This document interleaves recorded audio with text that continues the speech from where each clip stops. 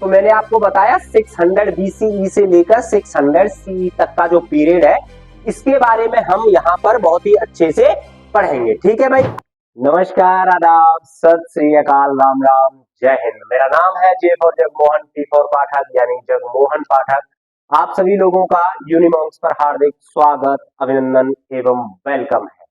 बेटा, आज हम पहली जो हमारी किताब है हिस्ट्री की, उस हिस्ट्री की किताब का चैप्टर नंबर 4 या फिर मैं ये कहूं कि आखिरी चैप्टर है। ठीक है भाई, मोस्ट मोस्ट मोस्ट इंपोर्टेंट ये चैप्टर है, इसीलिए इसको भाई अच्छे से एकदम देखेंगे। चैप्टर का नाम है विचारक, विश्वास और इमारतें, सांस्कृतिक विकास यानी कल्चरल डेवलपमेंट। ठीक है, और कब से लेकर कब तक? तो 600 ईसा पूर्व से लेकर 600 ईस्वी तक का पीरियड के बारे में हम यहाँ पे पढ़ने वाले हैं। ठीक है, तो बेटा दबा के शेयर कर दीजिएगा हर उस बच्चे के पास जो भी बच्चा CUET 2024 की बहुत ही अच्छे से प्रिपरेशन कर रहा है और जो भी चाहता है कि मेरा एडमिशन भाई AMU, BHU, JNU, DU ऐसे टॉप मोस्ट जो भारत की यूनिवर्सिटी है उनमें हो जाए। तो बेटा अच्छे से इसके नोट्स बनाइए, जो भी मैं पढ़ाता हूं आपको, और जैसे ही नोट्स बनाकर आप जब उसको रिवाइज करने बैठोगे तो आपको एक एक क्वेश्चन आएगा, आपसे कोई भी क्वेश्चन नहीं छूट सकता है। ठीक है भाई, चलिएगा। चैप्टर का नाम है विचारक, विश्वास और इमारतें, सांस्कृतिक विकास। कब से लेकर? तो मैंने आपको बताया 600 BCE से लेकर 600 CE तक का जो पीरियड है, इसके बारे में हम यहाँ पर बहुत ही अच्छे से पढ़ेंगे। ठीक है भाई, अध्याय के बारे में देख लेते हैं कि अध्याय में हमें पढ़ना क्या क्या है। तो इस अध्याय में हम 1000 लंबी वर्ष यात्रा पर जाएंगे, या फिर मैं ये कहूं कि इस दौरान हम लगभग लगभग 1000 साल से 1200 साल तक का जो पूरा पीरियड है, कब से लेकर कब तक? तो 600 BCE से लेकर 600 CE तक, उसको देखेंगे। इसमें हम क्या क्या पढ़ने वाले हैं? इसमें हम दार्शनिकों के बारे में पढ़ेंगे जो फिलोसफर होते हैं, और जानने की कोशिश करेंगे कि उन्होंने समाज में अपनी स्थिति को समझने का क्या प्रयास किया कि भाई समाज में हमारी स्थिति है क्या। ठीक है, तो एकदम पूरे से इनमें क्या क्या है यहाँ, या हालांकि हम बौद्ध धर्म का विशेष यहाँ पर अध्ययन करने वाले हैं, बुद्धिज्म का अच्छे से अध्ययन करेंगे। यह ध्यान देने की बात है कि यह भाई जो परंपरा है अकेली विकसित नहीं हो रही थी। मैं अगर बात करूं आपसे कि जो बुद्धिज्म था वो अकेला ही डेवलप नहीं हो पा रहा था, इसके अंतर्गत अगर हम बात करें तो जैनिज्म, क्या बेटा? तो जैनिज्म, अगर हम बात करें भाई इटली में, अगर हम बात करें चीन में, तो ये सारे लोग महावीर बौद्ध वगैरह, ये सारे के सारे जो प्लेटो वगैरह है, ये लोग उभर रहे थे। अर्थात जो पहले से चली आ रही परंपराएं थी उनमें कुछ अवस्थिति बोलते हैं, मतलब गतिरोध पैदा करना। ठीक है, उनसे कुछ अलग हटकर सोचना, अलग हटकर सोचने का जो ढंग है उनका, उन्हीं के बारे में हम पढ़ने वाले हैं यहाँ पर। और दूसरी कई परंपराएं भी जो एक दूसरे के साथ लगातार वाद विवाद, मैंने आपको बताया ना कि भाई जो दूसरी परंपराएं थी उनसे वाद विवाद किस तरीके से हुआ, और अपनी एक अलग परंपरा किस तरीके से इन लोगों के द्वारा विकसित की गई। ठीक है, इस पर हम पढ़ेंगे। इस जो चैप्टर जाएगा ये लगभग लगभग 1000 वर्षों का, किसका बेटा? तो 1000 वर्षों का पूरा ब्यौरा हमें देने वाला है कि क्या क्या हुआ था समाज में, अपने आप को उन्होंने किस स्थान पर रखा और समाज का दृष्टिकोण कैसा हुआ करता था, उसके बारे में हम यहाँ पर पढ़ने वाले हैं। ठीक है, आगे चलते हैं एकदम, इससे आपको पता चल गया होगा। देखिएगा, इन रोमांचक विचारों और विश्वासों की दुनिया का पुनर्निर्माण के लिए इतिहासकार जिन स्रोतों का इस्तेमाल करते हैं उनमें से कौन कौन से? तो बौद्ध और जैन। यानी भाई अगर मैं बात करूं कि रोमांचक, या फिर एक बात की जाए कि जो रोमांचक विचार है, विचारों का मतलब क्या होता है? विचारों का मतलब होता है कि अपनी जो परंपरा पहले से चली आ रही है उस परंपरा में कुछ हस्तक्षेप जरूर किया जाए। क्या भाई? कुछ हस्तक्षेप जरूर किया जाए, और जो मान्यताएं थी, या फिर मैं सीधा सीधा एक बात आपसे बोलूं कि जो ब्राह्मणिकल थॉट थे, ये जो ब्राह्मणीय विचारधारा थी, उससे कुछ अलग हटकर किन्होंने सोचा? तो जो ये स्रोत इतिहासकार हैं वो सबसे ज्यादा भाई फोकस किस पे करते हैं? तो बौद्ध और जैन जो टेक्स्ट है, जो इनके ग्रंथ है, और ब्राह्मणीय ग्रंथों के अलावा अभिलेखों जैसे प्रभुत मात्रा में उपलब्ध भौतिक साक्ष्य भी शामिल किए जाते हैं। किनके द्वारा? तो ऐसी अगर विचारधारा को समझना है तो इतिहासकार क्या काम करते हैं बेटा? तो इतिहासकार उनमें भाई बौद्ध है, जैन है और ब्राह्मण ग्रंथों के भी अलावा क्या क्या चीज है? तो इमारतें हैं, ठीक है, जो सांची की स्तूप वगैरह में यहाँ पे हम लोग यहाँ से सब कुछ पढ़ने वाले हैं। और अभिलेख यानी इंस्क्रिप्शंस के माध्यम से भी हमें पता चलता है कि जो हमारी एंसेंट हिस्ट्री रही है वो किस तरीके से डेवलप हुई और किस किस तरीके से उनके विचार और विश्वास आगे बढ़े थे। एक एक पॉइंट क्लियर हो गया। अरे पापा के परी और मम्मी के मगरमच्छों एकदम दबा के शेयर करो, उस हर बच्चे तक पहुंच जानी चाहिए वीडियो, जो भी बच्चा सीयूईटी 2024 की अच्छे से प्रिपरेशन कर रहा है। मैं आपको लिख कर दे रहा हूं बेटा, मैं आपको लिख कर दे रहा हूं 50/40 आपको करने, याद रखिएगा 50 में से आपको 40 क्वेश्चन करने हैं और ईच क्वेश्चन जो है वो 5 मार्क्स का है, यानी 200 मार्क्स का आपका पेपर होने वाला है। कितने? तो 200 नंबर का आपका पेपर होने वाला है, ठीक है। 200 नंबर अगर आपको 200 में से 200 चाहिए तो आपको यहां तक पढ़ना आसानी से पड़ेगा। एक एक लाइन समझा रहा हूं भाई।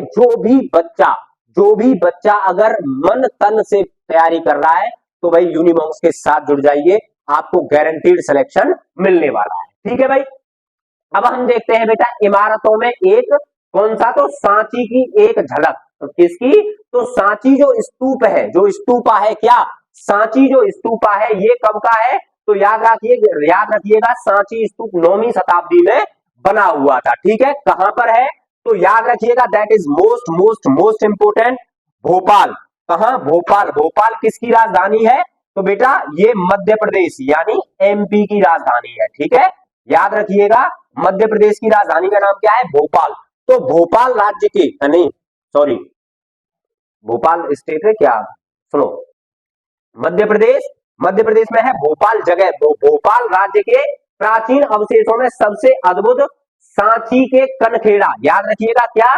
तो सांची के कनखेड़ा की इमारत है, ठीक है।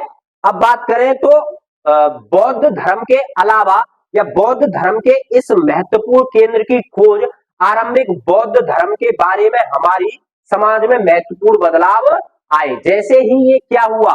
जैसे ही ये भोपाल का, याद रखिएगा मैंने गलत बोल दिया था यहां पर, तो भोपाल जो राज्य है उसके प्राचीन अवशेषों में सबसे अद्भुत जो सांची कनखेड़ा की इमारत है, किसकी है? सांची कनखेड़ा। कहां पर स्थित है? तो भोपाल में स्थित है, ठीक है, ओके। बौद्ध धर्म के इस महत्वपूर्ण केंद्र की खोज से आरंभिक बौद्ध धर्म के बारे में जो हमारी समझ है उसमें महत्वपूर्ण बदलाव हमें देखने को मिले थे, ठीक है, ओके। आज यह जगह भारतीय पुरातात्विक सर्वेक्षण के सफल मरम्मत और संरक्षण का जीता जागता उदाहरण मिलेगा आपको। यहां से क्वेश्चन आपको सिर्फ इतना आएगा कि सांची कहां पर स्थित है? तो याद रखिएगा भोपाल में स्थित है और इसका नाम क्या है पूरा? तो नाम है इसका सांची कनखेड़ा। क्या नाम है? सांची कनखेड़ा, ठीक है भाई, अच्छे से याद रहेगा, कोई दिक्कत यहां तक नहीं आनी चाहिए। चलिएगा आगे बढ़ते हैं। भोपाल की नवाब, याद रखिएगा भोपाल की जो नवाब थी जिसका नाम था क्या? शाहजहां बेगम। जिसका नाम क्या था? शाहजहां बेगम। 1868 से लेकर 1901 ईस्वी तक। कब से लेकर कब तक बेटा? तो 1868 टू 1901 ये इसका रूलिंग पीरियड है, ना कि जन्म तारीख, याद रखिएगा, ठीक है। तो भोपाल की जो नवाब है जिसका नाम था शाहजहां बेगम, 1868 से लेकर 1901 ईस्वी तक, जिनकी आत्मकथा नाम क्या है? ताज उल इकबाल तारीख ए भोपाल है। फिर दोबारा बता रहा हूं, भोपाल की नवाब हुआ करती थी जिसका नाम था शाहजहां बेगम। टाइम पीरियड है इनका, टाइम पीरियड को आपको मैच द फॉलोइंग में दे सकता है, याद रखिएगा, है ना। तो शाहजहां बेगम इनका नाम हुआ करता था। 1868 से 1901 तक रूलिंग पीरियड है और इनकी जो आत्मकथा है, इनकी जो आत्मकथा है उसका नाम है ताज उल इकबाल तारीख भोपाल। बस इतना याद रखिएगा, ताज उल इकबाल, यहां तक, ठीक है, यही हो जाएगा, कोई दिक्कत यहां तक कोई परेशानी नहीं आनी चाहिए। चलिएगा आगे बात करते हैं पृष्ठभूमि यज्ञ और विवाद। पृष्ठभूमि, पृष्ठभूमि का मतलब होता है बनाते हैं जो पृष्ठभूमि है, ठीक है, जो एकदम शुरुआत से। यज्ञ और विवाद, यज्ञ और विवाद यानी जो ब्राह्मणीय विचारधारा थी उस पर क्या हुआ? विवाद खड़ा हुआ। उस पर क्या हुआ बेटा? तो विवाद मतलब खड़ा हुआ। हुआ क्या था कि प्रथम ईसा पूर्व का काल विश्व इतिहास में, क्या विश्व इतिहास में एक महत्वपूर्ण मोड़ माना जाता है। क्यों माना जाता है? क्योंकि इसी टाइम पर भाई, इसी टाइम पर बड़े बड़े जो फिलोसफर हुआ करते थे, या फिर मैं दार्शनिक कहूं, ठीक है, वो निकल कर आए इसी काल में ईरान में। नाम क्या था बेटा? तो नाम था जराथुस्त्र। नाम क्या था ईरान के? जराथुस्त्र। चीन में खुंगसी और यूनान में सुकरात, प्लेटो और अरस्तु। भारत में महावीर और बौद्ध कई अन्य चिंतकों का उद्भव हुआ। नंबर 1 आपसे पूछ लिया जाएगा, ये नाम चारों पांचों दे दिए जाएंगे और मैच द फॉलोइंग याद रखिएगा। ईरान में कौन था? तो ईरान में था जराथुस्त्र। चीन में कौन था? खुंगसी। यूनान में सुकरात, प्लेटो और अरस्तु। यहां तक याद रखिएगा। सुकरात में कौन? तो प्लेटो और अरस्तु। सॉरी, यूनान में सुकरात, प्लेटो और अरस्तु। भारत में कौन थे? महावीर, बौद्ध और कई अन्य चिंतकों का उद्भव यहां पर हुआ था। ठीक है, कब से लेकर कब तक? तो जो पृष्ठभूमि थी, कब पृष्ठभूमि यानी जो फर्स्ट एडी थी, कब? जो प्रथम एडी थी, एडी यानी सीई कॉमन एरा जो था, प्रथम शताब्दी जो थी, ठीक है, उसके पूर्व की बात की जा रही है। इसके पूर्व की यानी 100 साल पहले की बात की जा रही है। यही वो काल था। आगे क्या बोला गया है कि यही वो है काल था जिस काल में बेटा क्या? तो गंगा घाटी में नए राज्य और शहर उभर रहे थे, यानी इंडस वैली सिविलाइजेशन, यानी इंडस वैली सिविलाइजेशन के बाद का जो टाइम पीरियड है उसकी हम यहां पर बात कर रहे हैं। तो यही वह काल था जब गंगा घाटी में नए राज्य और शहर वे क्या हो रहे थे? वो एकदम उभर रहे थे और उनकी राजनीतिक और आर्थिक स्थिति कैसी थी और सामाजिक एवं आर्थिक जीवन में कई तरह के बदलाव आ रहे थे। ठीक है, यहां तक याद रहेगा, कोई दिक्कत यहां तक नहीं। यज्ञों की परंपरा, अगला भाई टॉपिक क्या है? अगला टॉपिक है यज्ञों की परंपरा। देखिएगा, तो चिंतन धार्मिक विश्वास और व्यवहार की कई धाराएं प्राचीन काल युग से ही चली आ रही है। याद रखिएगा, पूर्व वैदिक परंपरा जिसकी जानकारी हमें कब से लेकर? तो 1500 बीसी से लेकर 1000 बीसी में संकलित ऋग्वेद से मिलती है। आपसे क्वेश्चन फिर बता रहा हूं कि ऋग्वेद की रचना कब हुई? भाई ऋग्वेद की, अगर ऋग्वेद की रचना आपसे पूछ ले तो कब हुई थी? तो 1500 बीसीई से लेकर भाई 1000 बीसीई के बीच में हुई है। ठीक है, अब क्या बता रहा है कि चिंतन धार्मिक विश्वास और व्यवहार की कई धाराएं प्राचीन काल या प्राचीन युग से ही चली आ रही है। ठीक है, यहां तक समझ में आया बेटा? एकदम अच्छे से समझ में आया। अगर स्क्रीनशॉट लेना चाहे स्क्रीनशॉट ले सकते हैं, अगर मेरे साथ लिखना भी चाहे तो आप लोग लिख सकते हैं। ठीक है भाई, कल मिलूंगा इसी टाइम पर, तब तक के लिए नमस्कार, जय हिंद।